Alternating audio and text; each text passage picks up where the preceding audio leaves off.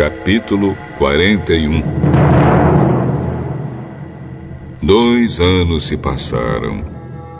Um dia, o rei do Egito sonhou que estava de pé na beira do rio Nilo. De repente, saíram do rio 7 vacas bonitas e gordas, que começaram a comer o capim da beira do rio. Logo em seguida saíram do rio outras 7 vacas, feias e magras, que foram ficar perto das primeiras vacas na beira do rio. E as vacas feias e magras engoliram as bonitas e gordas. Aí o rei acordou, mas tornou a dormir e teve outro sonho. Desta vez ele viu 7 espigas de trigo que saíam de um mesmo pé. Elas eram boas e cheias de grãos. Depois saíram 7 espigas secas e queimadas pelo vento quente do deserto. E elas engoliram as 7 espigas cheias e boas. O rei acordou. Tinha sido um sonho. De manhã ele estava muito preocupado e por isso mandou chamar todos os adivinhos e todos os sábios do Egito. O rei contou seus sonhos, mas nenhum dos sábios foi capaz de dar a explicação. Então o chefe dos copeiros disse ao rei: chegou a hora de confessar um erro que cometi.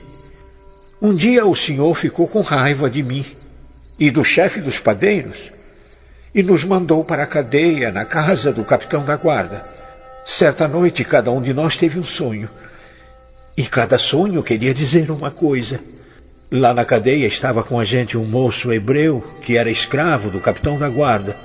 Contamos a esse moço os nossos sonhos e ele explicou o que queriam dizer.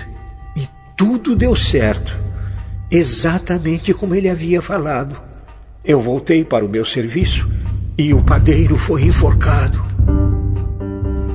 Então o rei mandou chamar José e foram depressa tirá-lo da cadeia. Ele fez a barba, trocou de roupa e se apresentou ao rei. Então o rei disse: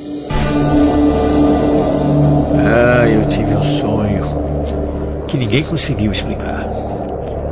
Ouvi dizer que você é capaz de explicar sonhos. Isso não depende de mim. É Deus quem vai dar uma resposta para o bem do senhor, ó rei. Sonhei que estava de pé na beira do rio Nilo. De repente saíram do rio 7 vacas bonitas e gordas que começaram a comer o capim da beira do rio. Depois saíram do rio outras 7 vacas, mas estas eram feias e magras. Ora, em toda a minha vida eu nunca vi no Egito vacas tão feias como aquelas. E as vacas feias e magras engoliram as bonitas e gordas. Mas nem dava para notar isso, pois elas continuavam tão feias como antes. Então eu acordei. Depois tive outro sonho. Eu vi 7 espigas de trigo boas e cheias de grãos, as quais saíam de um mesmo pé. Depois saíram 7 espigas secas e queimadas pelo vento quente do deserto. E elas engoliram as 7 espigas cheias e boas. E eu contei os sonhos aos adivinhos, mas nenhum deles foi capaz de explicá-los.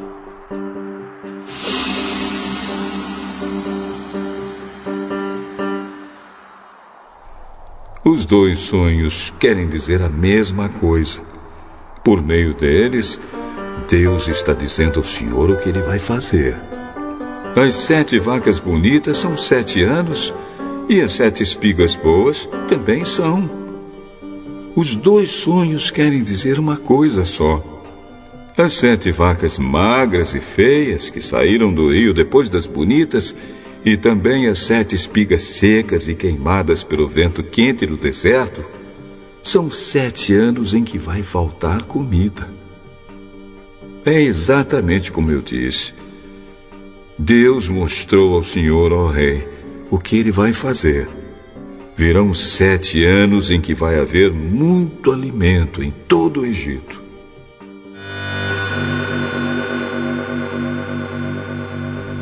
Depois virão 7 anos de fome. E a fome será tão terrível que ninguém se lembrará do tempo em que houve muito alimento no Egito. A repetição do sonho quer dizer que Deus resolveu fazer isso e vai fazer logo.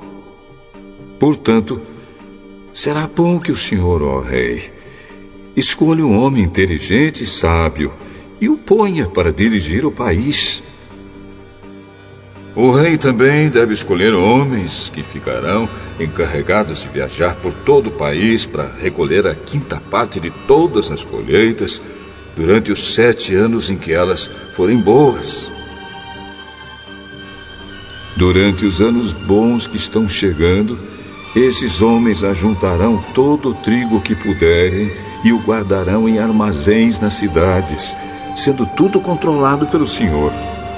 Assim, o mantimento servirá para abastecer o país durante os 7 anos de fome no Egito.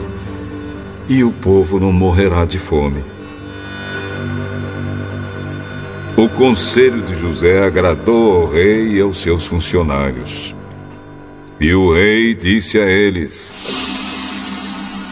Não poderíamos achar ninguém melhor para dirigir o país do que José, um homem em quem está o Espírito de Deus.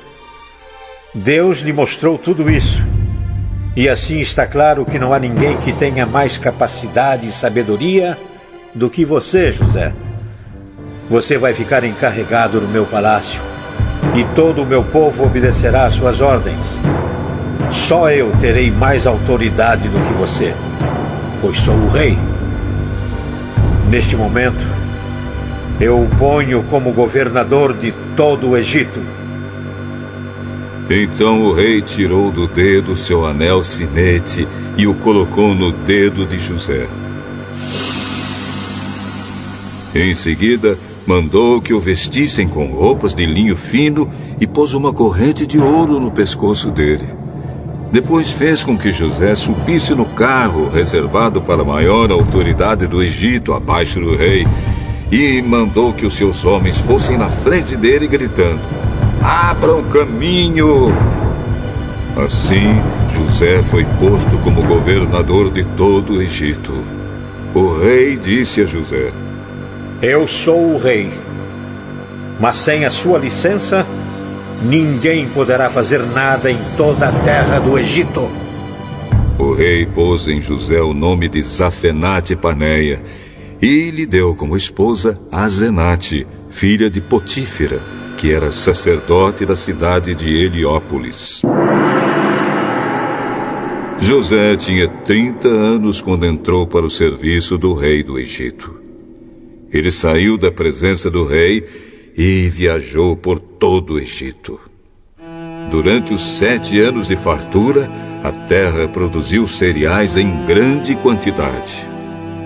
E José ajuntou todos os cereais e os guardou em armazéns nas cidades, ficando em cada cidade os cereais colhidos nos campos vizinhos. José ajuntou tanto mantimento que desistiu de pesar, pois não dava mais. Parecia a areia da praia do mar. Antes de começarem os anos de fome, José teve 2 filhos com sua mulher, Azenate.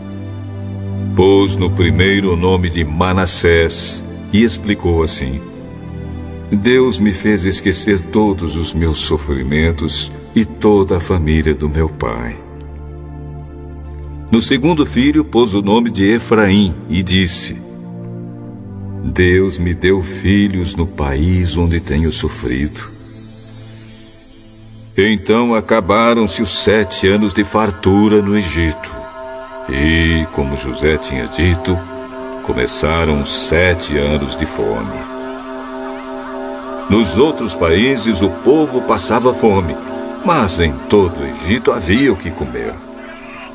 Quando os egípcios começaram a passar fome, foram pedir alimentos ao rei. Vão falar com José e façam o que ele disser. Quando a fome aumentou no país inteiro, José abriu todos os armazéns e começou a vender cereais aos egípcios. E de todos os países vinha gente ao Egito para comprar cereais de José, pois no mundo inteiro havia uma grande falta de alimentos.